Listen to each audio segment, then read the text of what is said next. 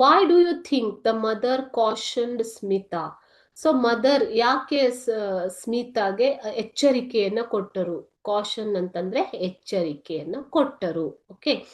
Smitha's brother Anant was very sick and was lying on the bed. ಸ್ಮಿತಾಳ ತಮ್ಮ ಅನಂತ್ ತುಂಬಾ ಆತನ ಆರೋಗ್ಯ ತುಂಬಾ ಕೆಟ್ಟಿತ್ತು.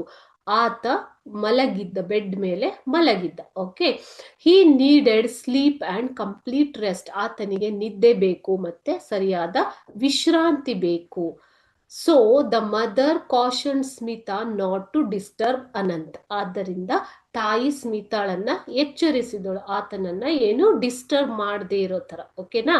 Smitha's brother Anant was very sick and was lying on the bed. He needed sleep and complete rest. So the mother cautioned Smita not to disturb Anant.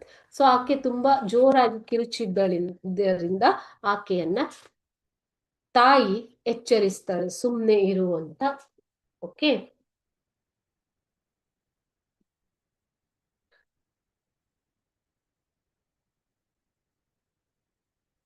From first paragraph. Okay.